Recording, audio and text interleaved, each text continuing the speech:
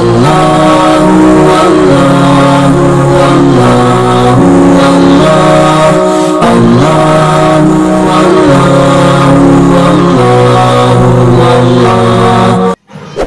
Channel کو subscribe کریں اور بیل آئیکن دبائیں۔ السلام علیکم ورحمۃ اللہ تعالی وبرکاتہ۔ نحمده ونصلي ونسلم على رسوله الكريم اما بعد فاعوذ بالله من الشيطان الرجيم بسم الله الرحمن الرحيم قل ان كنتم تحبون الله فاتبعوني يحببكم الله ويغفر لكم ذنوبكم والله غفور رحيم صدق الله العظيم۔ ایک مرتبہ بارگاہ رسول و آل رسول میں درود و سلام کا نذرانہ عقیدت پیش کریں اور پڑھیں اللہم صلی علی سیدنا و مولانا محمد معدن الجود والکرم وآلہ الکرام وابنہ الکریم وبارک وسلم صلاۃ و سلام علیک یا رسول اللہ صلی اللہ تعالی علیہ وسلم۔ اسلامیہ، ہم اور آپ یہاں پر ہفتہ واری اجتماع میں حاضر آئے ہیں اور آپ کے ذہن میں یہ بات ہونی چاہیے کہ یہ جو دور ہے یہ دور بڑا پرفتن دور ہے۔ نئے نئے فتنے آئے دن جنم لیتے رہتے ہیں اور طرح طرح کے حربے اپنا کر گمراہ کرنے والے لوگ مسلمانوں کو گمراہ کرنے کی کوششیں کرتے رہتے ہیں۔ کفار و مشرکین یہود و نصارہ کا یہ روز اول ہی سے منصوبہ اور پلان رہا ہے کہ مسلمانوں کے دل سے عشق رسول نکال دیا جائے،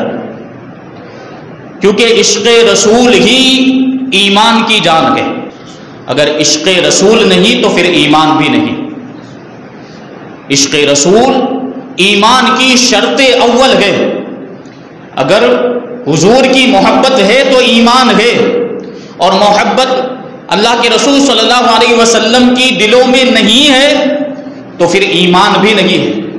یہ لازم و ملزوم ہے۔ ایمان کے لیے عشق رسول ضروری ہے،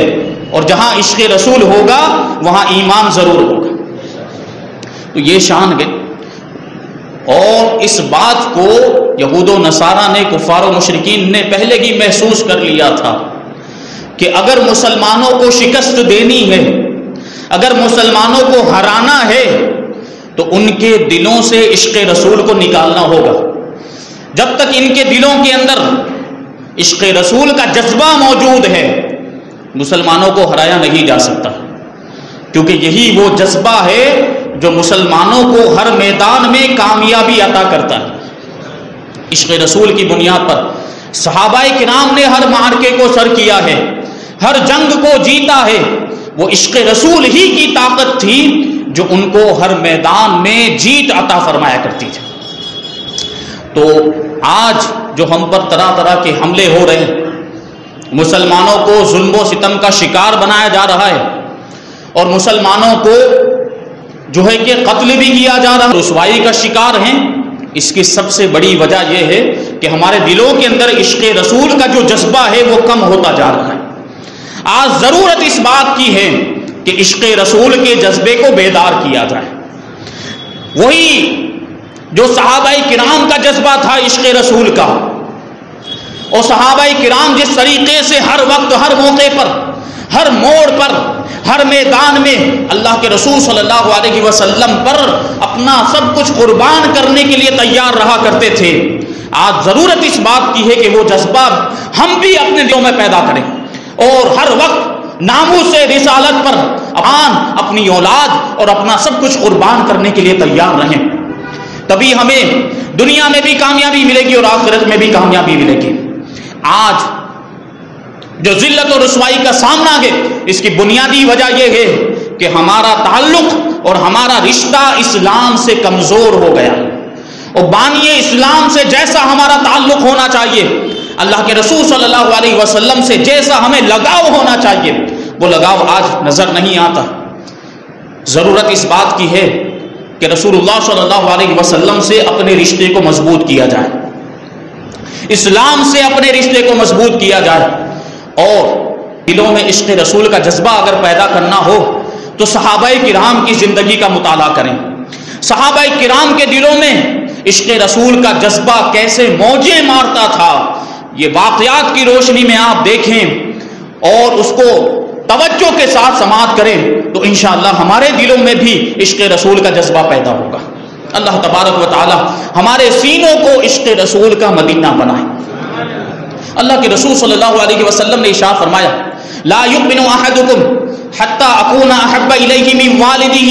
وولدہ والناس اجمعین، کہ تم میں سے کوئی بھی اس وقت تک کامل مومن نہیں ہو سکتا جب تک کہ میں اس کے نزدیک اس کے ماں باپ، اس کی اولاد اور سارے لوگوں سے زیادہ محبوب نہ ہو جاؤں. یہ اللہ کے رسول صلی اللہ علیہ وسلم نے ارشاد فرمایا. حضرت فاروق اعظم رضی اللہ تعالیٰ عنہ نے ایک مرتبہ اللہ کے رسول صلی اللہ علیہ وسلم کی بارگاہ میں عرض کیا یا رسول اللہ، میری جان کے سوا جو میرے دونوں پہلوؤں کے درمیان ہے آپ مجھے پوری دنیا سے سب سے زیادہ محبوب ہیں. تو اللہ کے رسول صلی اللہ علیہ وسلم نے ارشاد فرمایا کہ یہ وفا کا حق ادا نہیں ہوا، محبت کا حق ادا نہیں ہوا. محبت کا حق تو یہ ہے کہ تم اپنی جان سے بھی زیادہ مجھ سے محبت کرو.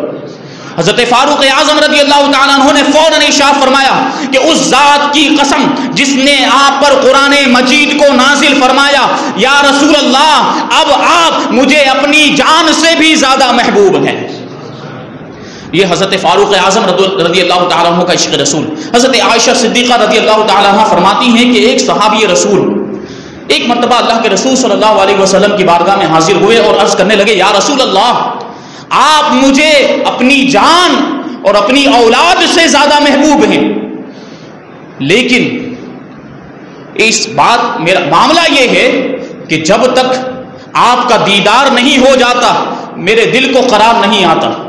اگر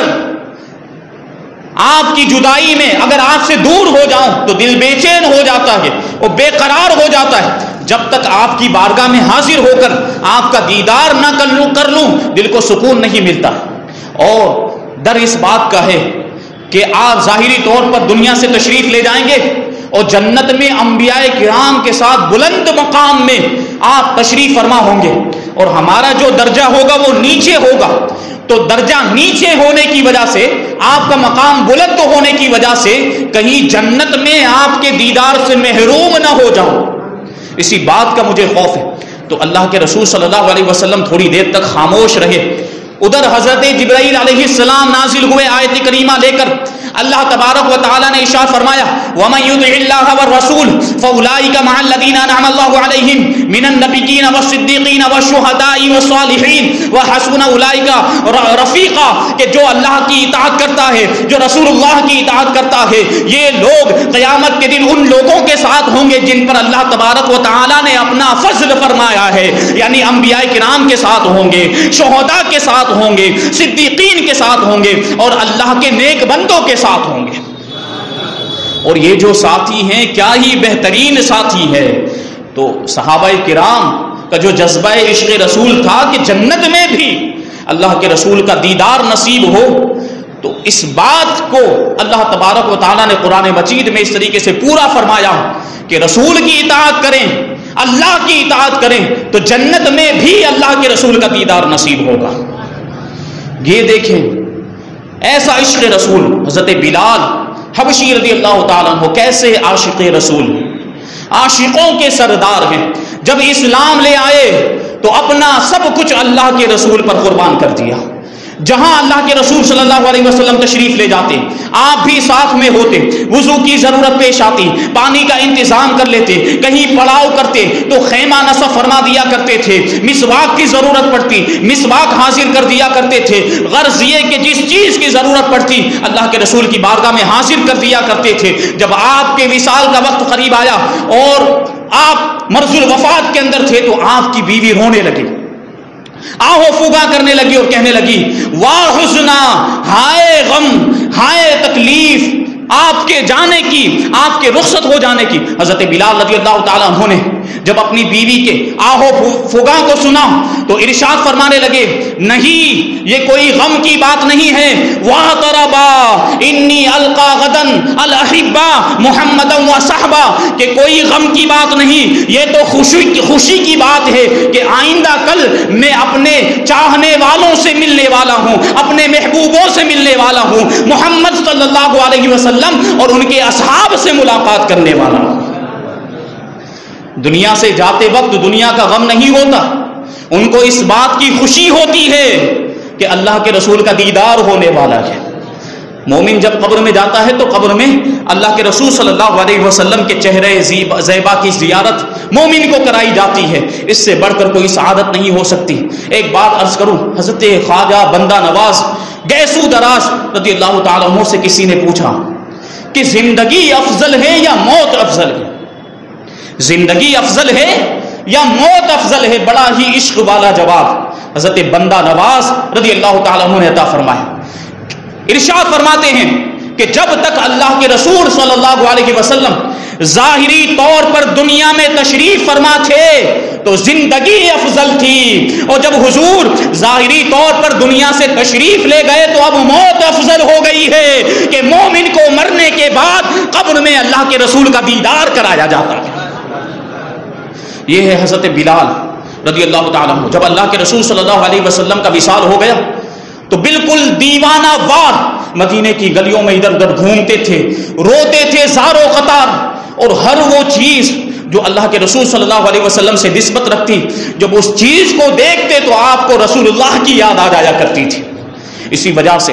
آپ نے مدینہ منورہ کو چھوڑ دیا اور ملک شام تشریف لے گئے۔ ایک مرتبہ حضرت فاروق اعظم رضی اللہ تعالیٰ عنہ کی ملاقات حضرت بلال حبشی رضی اللہ تعالیٰ عنہ سے ہوئی جو حلب میں رہتے تھے۔ وہاں سے مقام جابیہ میں جب حضرت بلال آئے وہاں حضرت فاروق اعظم سے ملاقات ہوئی، وہاں سے دونوں ساتھ میں سفر کرتے ہوئے بیت المقدس تک تشریف لے گئے۔ اب جب بیت المقدس پہنچے تو حضرت فاروق اعظم رضی اللہ تعالیٰ عنہ نے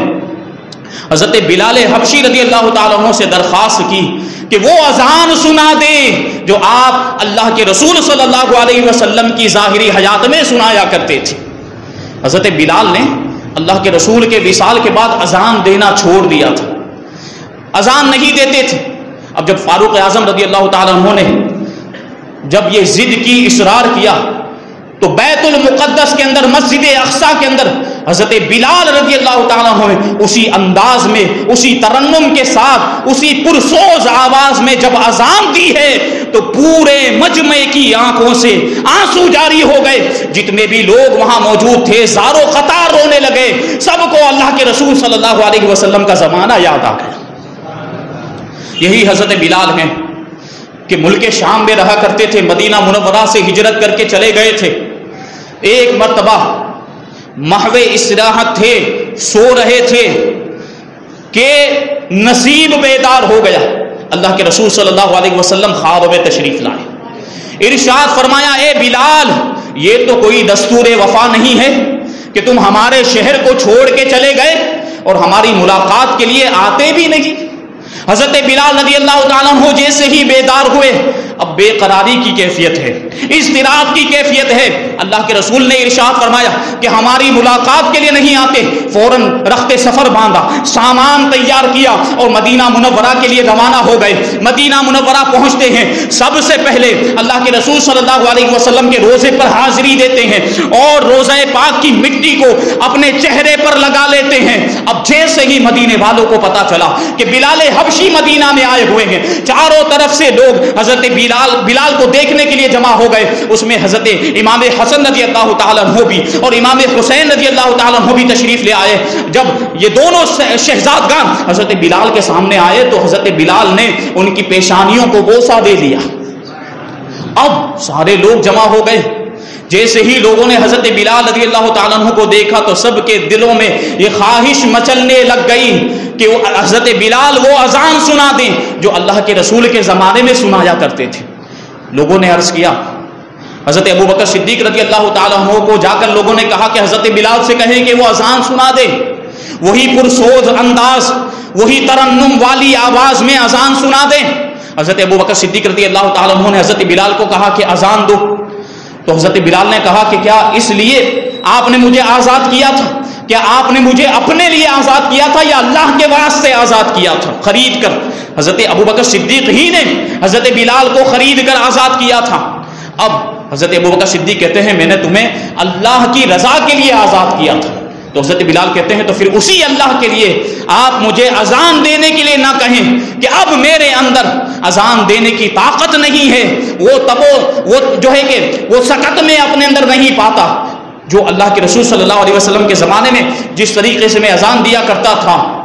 اب اس طرح اذان دینا ممکن نہیں ہے۔ اب لوگوں نے دیکھا کہ حضرت بلال اذان دینے کے لیے تیار نہیں ہے، تو اب حضرات حسنین کریمین کے پاس گئے۔ ان کو معلوم تھا کہ اگر شہزادے کہہ دیں گے تو پھر حضرت بلال کو اذان دینا ہی پڑے گا۔ حضرات حسنین کریمین رضی اللہ تعالی عنہما نے حضرت بلال سے کہا کہ اذان دی جائے۔ اب مجبور ہو کر حضرت بلال رضی اللہ تعالیٰ عنہ اسی مقام پر تشریف لے گئے جہاں پر کھڑے ہو کر اللہ کے رسول کی ظاہری حیات میں اذان دیا کرتے تھے۔ ادھر حضرت بلال کی اذان گونجی، ادھر سارا مجمع زار و خطار رونے لگا، اللہ اکبر اللہ اکبر اللہ اکبر اللہ اکبر۔ اور جب آپ اس کلمہ پر پہنچے اشہد ان لا الہ الا اللہ، تو مدینہ منورہ کا کوئی مرد اور کوئی عورت ایسی نہیں ہوگی جس کی آنکھوں سے آنسو جاری نہ ہوئے ہوں۔ جب اشہد ان محمد رسول اللہ پر پہنچے تو کوئی گھر ایسا نہیں تھا جس میں سے رونے اور چیخنے کی آوازیں نہیں آئی ہو، ہر سارے گھروں سے لوگ باہر آ گئے اور حضرت بلال رضی اللہ تعالیٰ عنہ کی اذان کو سننے کے لیے جمع ہو گئے۔ پورے مدینہ منورہ میں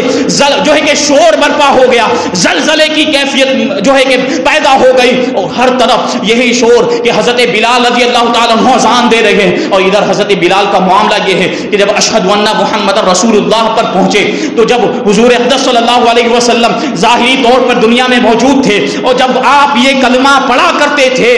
تو جب اللہ کے رسول صلی اللہ علیہ وسلم جہاں تشریف فرما ہوتے ادھر آپ دیکھتے تو رسول اللہ کے چہرے زیبا کی زیارت ہوا کرتی تھی۔ لیکن آج جب حضرت بلال نے اذان دی اور جب اشہد ان محمد رسول اللہ پر پہنچے اور اس طرف آپ نے چہرہ کیا جہاں اللہ کے رسول تشریف فرما ہوا کرتے تھے، آج وہ چہرہ زیبا نظر نہیں آیا، آج وہ نورانی پیشانی نظر نہیں آئی، آج وہ پھول کی پتیوں جیسے ہونٹ نظر نہیں آئے، آج وہ کالی کالی زلفیں نظر نہیں آئی۔ حضرت بلال کے دل پر رقت کی کیفیت طاری ہو گئی، وہیں پر اذان کو روک دیا اور نیچے تشریف لے آئے اور کہنے لگے کہ اس سے آگے میں اذان کا ایک کلمہ بھی نہیں پڑھ سکتا۔ یہ عشق رسول تھا، ایسی کیفیت، ایسا عشق اور ایسی محبت دلوں کے اندر موجے مارا کرتا تھا۔ اللہ تبارک و تعالی حضرت بلال کے عشق کا صدقہ ہمیں عطا فرمائے۔ حضرت ابو بکر صدیق رضی اللہ تعالیٰ عنہ صدیقین کے سردار ہیں، آپ کے عشق کا عالم ہی نرالا ہے۔ حضور اقدس صلی اللہ علیہ وسلم کا جب وصال ہو گیا تو مدینہ کے اطراف کے لوگ مرتد ہو گئے، اسلام سے پھر گئے، اور حضرت اسامہ ابن زید رضی اللہ تعالیٰ عنہ کو اللہ کے رسول صلی اللہ علیہ وسلم نے مرض وفات ہی میں رومیوں سے جنگ کرنے کے لیے بھیج دیا تھا۔ اب ادھر چونکہ لوگ مرتد ہو چکے تھے، ان کا بھی مقابلہ کرنا تھا، اور ایک اسلامی لشکر روانہ ہو گیا تھا، تو صحابہ کرام نے مشورہ دیا کہ جو اسامہ کو سپہ سالار بنا کر اللہ کے رسول نے لشکر بھیجا ہے اسے واپس بلا لیا جائے۔ تو حضرت ابو بکر صدیق رضی اللہ تعالیٰ عنہ کا جواب سنیں، بڑا ہی عشق والا جواب ہے۔ ارشاد فرماتے ہیں کہ ابو قحافہ کے بیٹے یعنی ابو بکر سے ہرگز یہ نہیں ہو سکتا کہ اس لشکر کو واپس بلا لے جس کو اللہ کے رسول نے روانہ کیا۔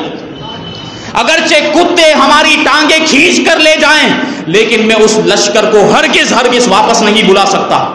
اب ادھر دوسری جانب عقل کا فیصلہ تھا کہ واپس بلا لیا جائے، لیکن حضرت ابو بکر صدیق رضی اللہ تعالیٰ عنہ کا جو فیصلہ تھا وہ عشق کا فیصلہ تھا۔ عقل کا فیصلہ اور عشق کا فیصلہ دونوں آپس میں ٹکرائے، اور جب عشق اور عقل کی لڑائی ہوتی ہے تو ہمیشہ کامیابی عشق ہی کو ملا کرتی ہے، اور عشق ہی کامیاب ہوا۔ حضرت اسامہ ابن زید رضی اللہ تعالیٰ عنہ کو اللہ تبارک و تعالیٰ نے فتح عطا فرما دی۔ یہ حضرت ابو بکر صدیق رضی اللہ تعالیٰ عنہ کے عشق کا معاملہ۔ حضرت محبوب الہی خواجہ نظام الدین اولیاء رحمۃ اللہ تعالی علیہ حضرت ابو بکر صدیق رضی اللہ تعالیٰ عنہ کے بارے میں فرماتے ہیں کہ آپ نماز فجر میں اذان سے بہت پہلے اٹھ جایا کرتے اور اپنے گھر سے نکلتے اللہ کے رسول صلی اللہ علیہ وسلم کے کاشانہ مبارک کے دروازے پر تشریف لے جاتے اور چوکھٹ پر سر رکھ کر سو جایا کرتے تھے۔ حضرت ابو بکر صدیق رضی اللہ تعالیٰ عنہ کا عالم یہ تھا، دیکھے پوری زندگی اللہ کے رسول کے ساتھ رہے ہیں، سفر میں بھی اللہ کے رسول کے ساتھ ہیں، حضر میں بھی اللہ کے رسول کے ساتھ ہیں، زندگی کے ہر موڑ پر اللہ کے رسول صلی اللہ علیہ وسلم کا ساتھ دیا ہے، یہاں تک کہ غار ثور میں بھی جہاں پر حضرت ابو بکر صدیق اور اللہ کے رسول صلی اللہ علیہ وسلم کے علاوہ کوئی نہیں تھا، وہاں بھی اگر کسی کو حضور کی رفاقت ملی ہے تو حضرت ابو بکر کو ملی ہے، اور دنیا میں تو ساتھ میں رہے ہی رہے۔ یہ فضیلت دیکھیں کتنی بڑی فضیلت ہے کہ مزار کے اندر بھی اللہ تبارک و تعالیٰ نے حضرت ابو بکر صدیق کو رسول اللہ کا ساتھ عطا فرمایا کہ پوری زندگی تو ساتھ رہے، اب مزار میں بھی اللہ کے رسول صلی اللہ علیہ وسلم کے پہلو میں آرام فرمایا۔ یہ حضرت ابو بکر صدیق رضی اللہ، کیونکہ آپ کی 3 خواہشیں تھیں، اکثر فرمایا کرتے تھے میری 3 خواہشیں ہیں یا رسول اللہ، النظر الیک وانفاق مالی علیک والجلوس بین یدیک، میری 3 خواہشیں ہیں یا رسول اللہ، آپ کا دیدار ہوتا رہے اور میں اپنا سارا مال آپ پر قربان کرتا رہوں، اور یا رسول اللہ ہمیشہ ہر وقت آپ کی بارگاہ میں حاضری دیتا رہوں۔ یہ حضرت ابو بکر کی خواہش، اور اللہ تبارک و تعالیٰ نے یہ ساری خواہشیں حضرت ابو بکر کی پوری فرمائی کہ پوری زندگی اللہ کے رسول کے ساتھ رہے اور اپنا سارا مال اللہ کے رسول کے قدموں پر قربان کر دیا، اور ہر وقت اللہ کے رسول کی بارگاہ میں حاضر رہا کرتے تھے، اور یہ دعا تو اس طریقے سے قبول ہوئی کہ مزار میں بھی اللہ کے رسول کے قریب میں جگہ عطا کی گئی ہے۔ تو حضرت ابو بکر صدیق رضی اللہ تعالیٰ عنہ روزانہ صبح فجر کی اذان سے پہلے اللہ کے رسول کے کاشانہ مبارک پر تشریف لے جاتے، آپ کی چوکھٹ پر سر رکھ کے لیٹ جایا کرتے تھے، سو جایا کرتے۔ جب اللہ کے رسول صلی اللہ علیہ وسلم اپنے کاشانہ مبارک سے باہر تشریف لاتے تو ابو بکر کو اپنی چوکھٹ پر لیٹا ہوا دیکھتے، ارشاد فرماتے ابو بکر یہاں کیسے آنا ہوا؟ تو حضرت ابو بکر عرض کرتے یا رسول اللہ میری یہ خواہش ہوتی ہے روزانہ کہ جب دن طلوع ہو، جب صبح صادق طلوع ہو تو مجھے سب سے پہلے جس کا دیدار ہو یا رسول اللہ وہ آپ کا چہرہ زیبا ہو۔ یہ حضرت ابو بکر کا عشق۔ اور جنگ تبوک کا واقعہ تو آپ کو معلوم، حضرت فاروق اعظم رضی اللہ تعالیٰ عنہ نے غزوہ تبوک کے موقع پر یہ سوچا کہ میرے پاس کچھ مال جمع ہے، اس میں سے آدھا لے جاتا ہوں اور اللہ کے رسول کی بارگاہ میں پیش کر دیتا ہوں۔ اور حضرت فاروق اعظم کا معاملہ یہ تھا کہ ہر عمل میں، نیک کام میں، صدقہ و خیرات میں آپ حضرت ابو بکر صدیق رضی اللہ تعالیٰ عنہ سے آگے بڑھنے کی کوشش کرتے رہتے تھے، لیکن کبھی آگے نہیں بڑھ پاتے تھے۔ غزوہ تبوک کے موقع پر جب بڑا قحط سالی کا زمانہ تھا، تنگی کا معاملہ تھا، حضرت فاروق اعظم رضی اللہ تعالیٰ عنہ نے سوچا کہ آج تو اتنا سارا مال لے کر جا رہا ہوں، آج یقیناً ابو بکر سے آگے بڑھ جاؤں گا۔ لیکن ادھر دوسری جانب حضرت ابو بکر کے عشق کا معاملہ یہ ہے کہ اپنے گھر کا آدھا سامان نہیں بلکہ پورا سامان اور سارا مال و اسباب لے کر اللہ کے رسول کی بارگاہ میں آئے اور آپ کے قدموں میں پیش کر دیا۔ اللہ کے رسول نے پوچھا ابو بکر اپنے گھر میں کیا چھوڑا ہے؟ عرض کرتے ہیں یا رسول اللہ اپنے گھر میں اللہ اور اس کے رسول کو چھوڑ کر آیا ہوں۔ یہ شان ہے حضرت ابو بکر کی، اور یہ ادا اللہ تبارک و تعالیٰ کو بھی پسند آئی۔ حضرت ابو بکر کی غریبی کا اور تنگ دستی کا معاملہ یہ تھا کہ آپ نے اس وقت ٹاٹ کا لباس پہنا ہوا تھا، اور ٹاٹ کے اندر بٹن بھی نہیں تھے بلکہ ببول کے کانٹے لگائے ہوئے تھے، ببول کے کانٹوں کے ذریعے سے اس کو یہاں سے بند کیا گیا تھا، یہ لباس پہنا تھا، اور مال بھی جو لے کر آئے تھے اگرچہ پورے گھر کا سامان لے کر آئے تھے لیکن وہ مال سارا جمع کرنے کے بعد بھی تھوڑا سا مال تھا۔ حضرت فاروق اعظم کے مال سے وہ کم ہی تھا، لیکن جذبہ دیکھیں کہ حضرت فاروق اعظم اپنے گھر کا آدھا سامان لے کر آئے ہیں، لیکن حضرت ابو بکر صدیق رضی اللہ تعالیٰ عنہ کا معاملہ یہ ہے کہ اگرچہ غریب ہیں، اگرچہ تنگ دست ہیں، لیکن اپنے گھر کا پورا سامان اللہ کے رسول کے قدموں میں پیش کر دیا۔ حضرت جبریل علیہ السلام آسمان سے نازل ہوئے اور اللہ کا پیغام پہنچایا اور عرض کرتے ہیں یا رسول اللہ، اللہ تبارک و تعالی ابو بکر کو سلام کہتا ہے۔ یہ شان دیکھیں، حضرت ابو بکر کو اللہ سلام کہتا ہے، اور شان یہ ہے کہ اللہ تبارک و تعالیٰ کو ابو بکر کا وہ لباس بھی اتنا پسند آیا کہ آسمان والوں میں اللہ تبارک و تعالیٰ نے اعلان کروا دیا ہے کہ سارے آسمان کے فرشتے وہی لباس پہن لے جو آج ابو بکر نے پہنا ہوا ہے۔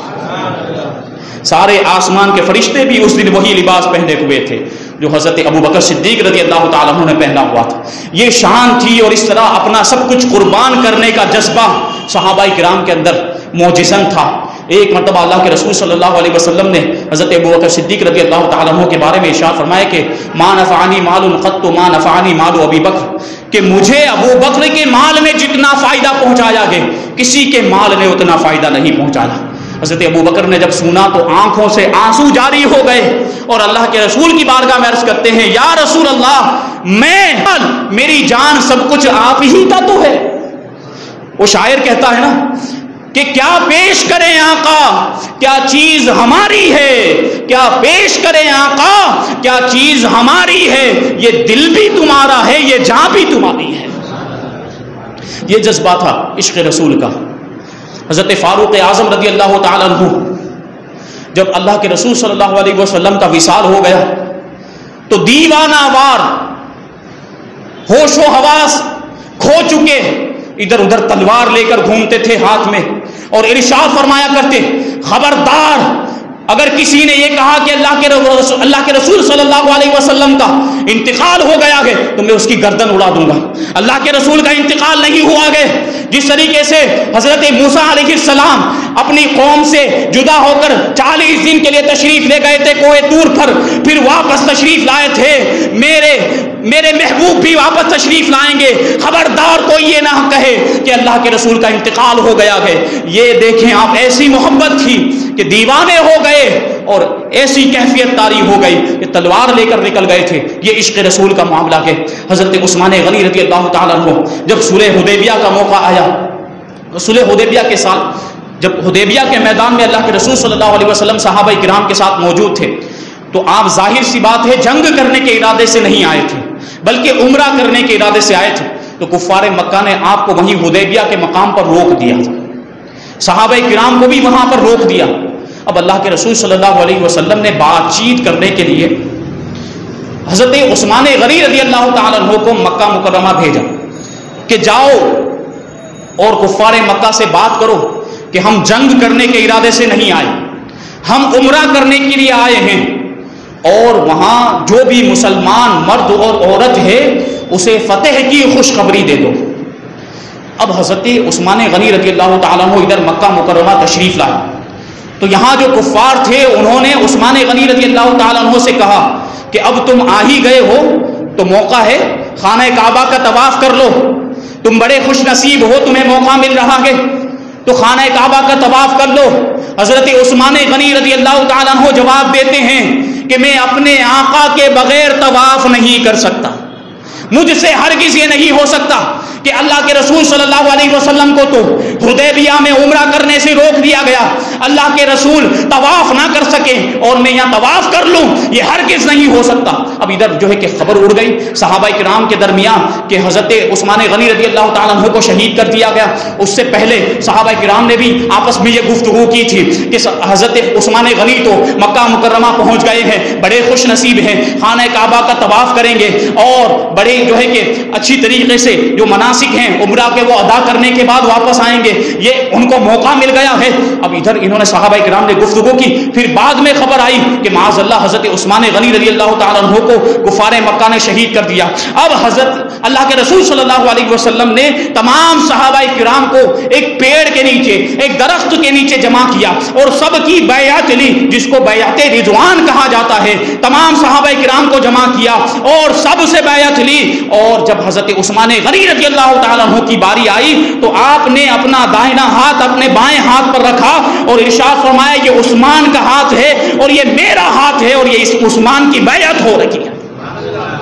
اللہ کے رسول نے اپنے ہاتھ کو حضرت عثمان کا ہاتھ فرمایا ہے، یہ شان و شوکت۔ اب حضرت عثمان غنی رضی اللہ تعالیٰ عنہ جب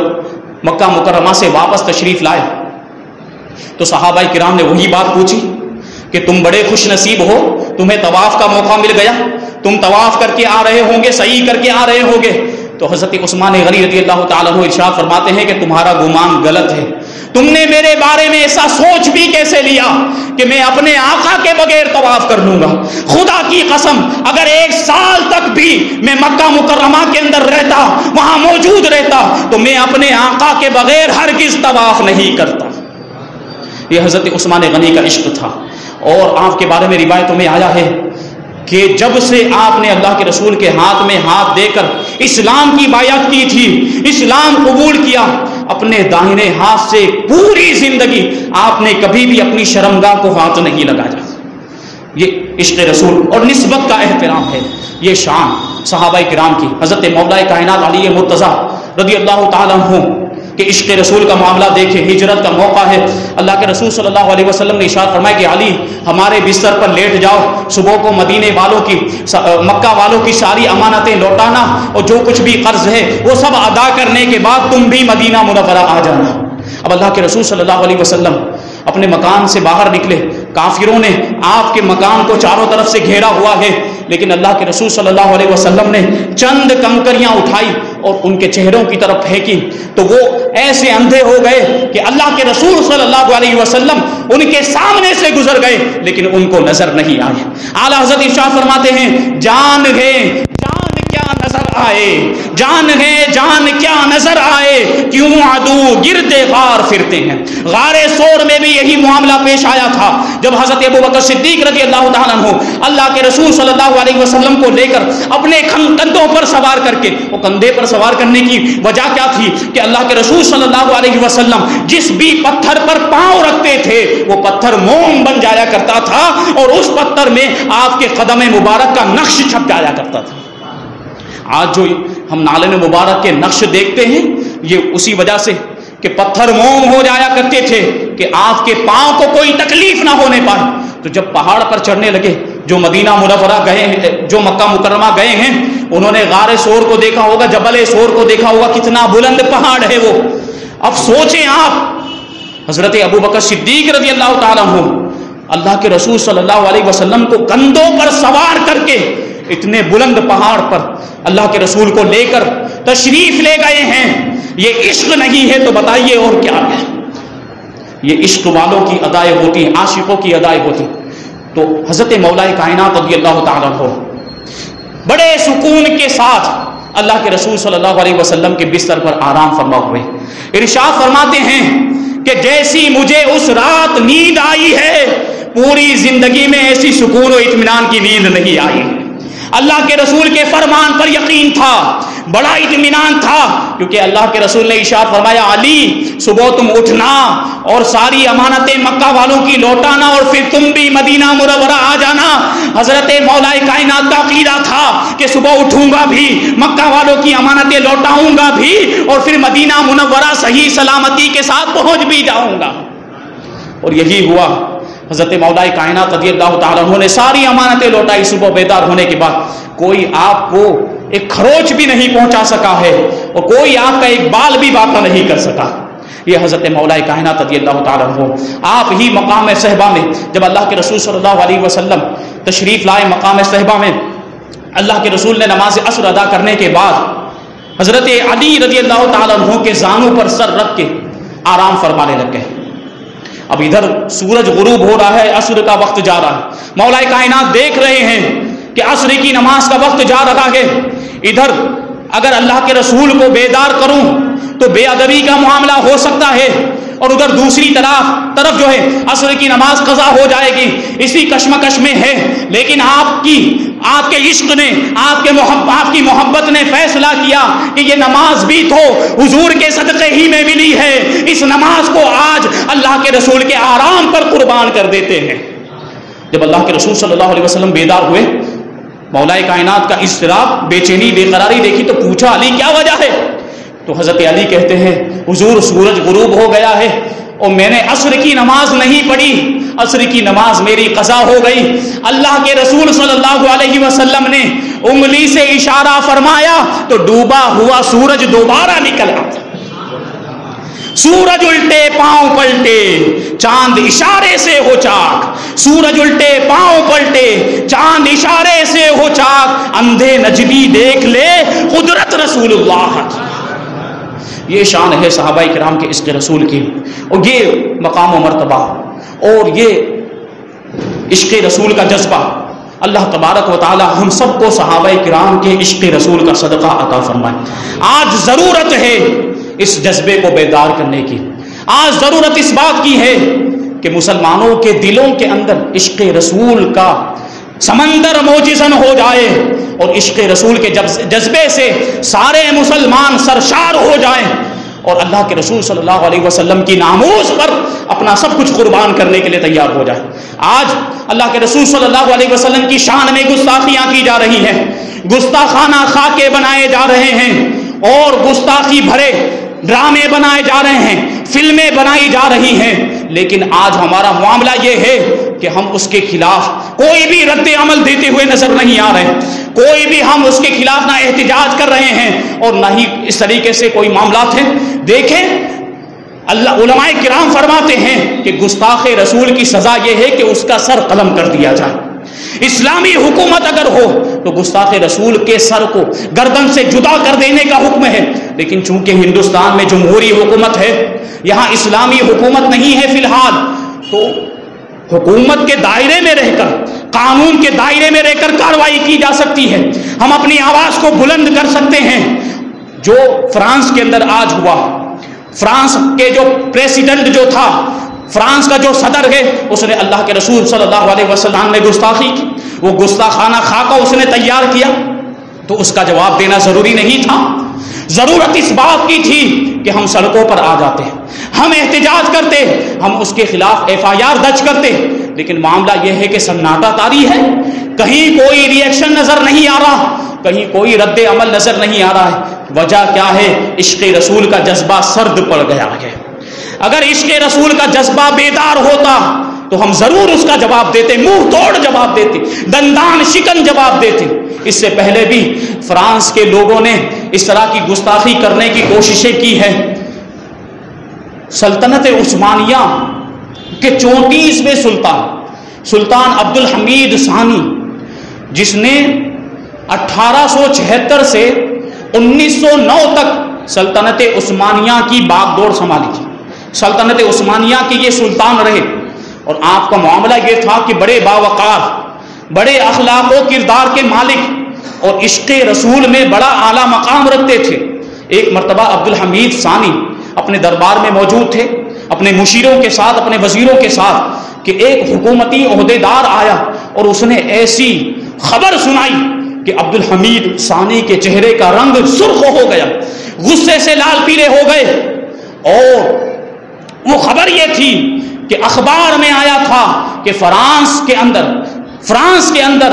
ایک ڈرامہ بنایا گیا ہے جو تھیٹر کے اندر دکھایا جائے گا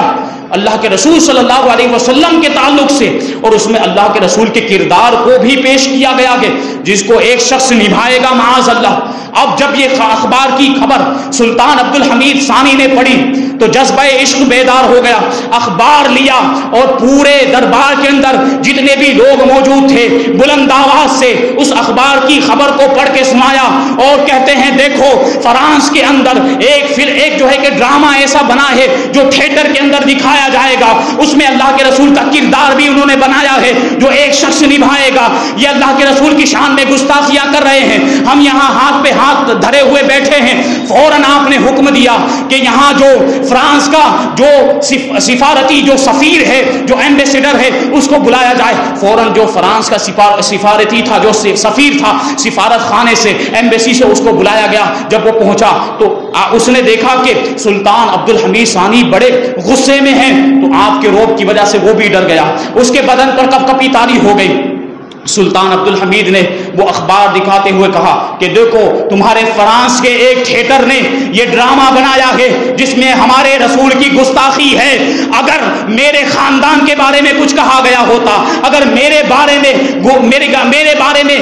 کچھ برا بھلا کہہ دیا ہوتا تو مجھے کوئی غم نہیں ہوتا، لیکن میرے دین کے بارے میں اور میرے رسول کی شان میں اگر گستاخی کی جائے گی تو ہم ہرگز خاموش نہیں رہیں گے، ہم اپنی جانیں قربان کر دیں گے، ہم ان لوگوں کو تباہ و برباد کر دیں گے، ان کا منہ توڑ جواب دیں گے، ان کی زبان میں جواب دیں گے، ان کو تباہ و برباد کر دیں گے، ان کو نیست و نابود کر دیں گے. یہ کہنے کے بعد حضرت سلطان عبد الحمید ثانی نے کہا کہ یہ ڈرامے پر فوراً روک لگنی چاہیے، یہ ڈرامہ بند ہونا چاہیے، ورنہ فرانس کا نام و نشان مٹا دیا جائے گا اور اس کی صفحہ ہستی سے اس کا نام و نشان ختم کر دیا جائے گا. اب یہ جو ایمبیسیڈر تھا، جو سفیر تھا، وہ فوراً وہاں سے واپس ہوا اور بڑی تیز رفتاری کے ساتھ اس نے پیغام فرانس کی جانب روانہ کر دیا کہ اگر تم چاہتے ہو کہ اپنی آنکھوں سے فرانس کو تباہ و برباد ہوتا ہوا نہ دیکھو، اگر تم یہ نہیں چاہتے کہ فرانس کی فصیلوں پر اسلام کا جھنڈا لہرائے تو فوراً اس تھیٹر پر پابندی لگائی جائے، اس ڈرامے پر روک لگائی جائے، ورنہ تو مسلمانوں کا لشکر ادھر تیار ہے، عثمانی لشکر تیار ہے اور جو جہاز ہیں وہ بندرگاہوں پر حکم کے انتظار میں کھڑے ہوئے ہیں، اور جو پیدل فوج ہے وہ بھی اپنی جو کہ توپ خانوں سے توپیں لے کر تیار ہو گئے ہیں، حکم کا انتظار کر رہے ہیں، ایک اشارہ ملے تو فرانس کو تباہ و برباد کر دیا جائے گا، فوراً اس ڈرامے پر روک لگائی جائے. اب ادھر جیسے ہی یہ خبر پہنچی تو فرانس کے لوگوں کو جب یہ معاملہ پتا چلے کہ عثمانی لشکر تیار ہے، حملہ کرنے کے انتظار میں ہے، تو جو یورپ تھا وہ کانپ گیا اور وہ ہمت ہار گیا، اور پھر اس نے وہاں پر اس ڈرامے پر روک لگائی. ادھر حضرت سلطان عبد الحمید ثانی اپنے دربار کے اندر موجود تھے، اپنے وزیروں کے درمیان، اپنے مشیروں کے درمیان، کہ ایک حکومتی عہدیدار آیا اور اس نے یہ خوشخبری سنائی کہ حضور اس ڈرامے پر پابندی لگ گئی، اور صرف یہی نہیں کہ اس ڈرامے پر روک لگا دی گئی بلکہ اس تھیٹر کو بھی ہمیشہ کے لیے بند کر دیا گیا. یہ بڑی کامیابی تھی اس زمانے کے اعتبار سے. اب سلطان عبد الحمید ثانی تھوڑی دیر تک اپنے سر کو جھکاتے ہوئے اللہ کا شکر ادا کرتے رہے. اے پروردگار، تیرا بڑا شکر ہے کہ آج تو نے میری ذات کے ذریعے سے ناموس رسالت کے تحفظ کا کام لیا ہے. وہ ڈرامہ جس میں تیرے حبیب کی گستاخی تھی، آج تیرے اس ناچیز اور حقیر بندے کے ذریعے سے اس پر روک لگا دی گئی ہے. اور جو آنے والا حکومتی عہدیدار تھا اس نے کہنے لگا کہ پوری دنیا کے مسلمان آپ کے لیے شکریہ کے پیغامات بھیج رہے، بہت بڑا کارنامہ انجام دیا. مصر اور الجزائر میں سارے مسلمان سڑکوں پر آ گئے، خوشیاں منا رہے ہیں، یہاں تک کہ غیر مسلم بھی سڑکوں پر آ گئے اور وہ بھی کہہ رہے ہیں کہ مسلمانوں کے پیغمبر کی شان میں گستاخی برداشت نہیں کی جائے گی. یہ بڑی کامیابی تھی. سلطان عبد الحمید ثانی نے اپنے سر کو تھوڑی دیر تک جھکائے رکھا، پھر اپنی ہمت کو جمع کرنے کے بعد سر کو اٹھایا اور اللہ کا شکر ادا کرتے ہوئے اس حکومتی عہدیدار سے کہتے ہیں کہ میں جو کچھ بھی ہوں صرف اس وجہ سے ہوں کہ میں اللہ کے دین کا ایک محافظ اور نگہبان ہوں، اس کے علاوہ میں کچھ بھی نہیں ہوں، مجھے کسی بھی بڑے لقب کی ضرورت نہیں ہے. تو یہ ہوتے تھے محبان اسلام، اسلام کے سچے محافظ اور نگہبان جو اسلام کے لیے ایسی کوششیں کیا کرتے تھے. تو فرانس نے پہلے بھی اس طریقے سے اللہ کے رسول کی شان میں گستاخی کی تھی، آج بھی اس نے اپنا آوازہ بلند کیا، آج بھی اس نے رسول اللہ کی شان میں گستاخی کرنے کی کوشش کی، لیکن سلطان عبد الحمید کی طرح کوئی جواب نہیں دے سکا. ساری دنیا کے اندر خاموشی طاری. زیادہ سے زیادہ کیا ہوا؟ اس کے پوسٹر بنائے گئے، سڑکوں پر لگا دیا گیا اور اس پہ لوگ چل رہے ہیں. اس سے کیا کامیابی ملی؟ اس سے کچھ فرق پڑا؟ ضرورت تو اس بات کی تھی کہ ہم احتجاج کرتے، حکومت کے اندر ہم اپنے احتجاج کو درج کرواتے، FIR اس کے خلاف لکھوائی جاتی اور دوسرے جو بھی ذرائع ہیں قانون کے دائرے میں لے کر ان پر عمل کیا جاتا. لیکن بات یہ ہے کہ ہمارے اندر عشق رسول کا جذبہ سرد پڑ گیا ہے. ضرورت ہے کہ ہم عشق رسول کے جذبے کو بیدار کریں. اللہ تبارک و تعالی ہمیں صحابہ کرام کے عشق رسول کا جذبہ جیسا ان کے اندر تھا اس کا صدقہ ہمیں عطا فرمائے، ہمارے سینوں کو عشق رسول کا مدینہ بنائے اور شریعت اسلام پر، شریعت مصطفیٰ پر عمل کرتے ہوئے نمازوں کی پابندی کرنے کی توفیق عطا فرمائے اور اسلام پر عمل کرنے کی توفیق عطا فرمائے۔ اللہ کے رسول صلی اللہ علیہ وسلم کی ناموس پر اپنی جان، اپنا مال، اپنی اولاد، اپنا سب کچھ قربان کرنے کی توفیق عطا فرمائے۔ وما علینا الا البلاغ۔ السلام علیکم۔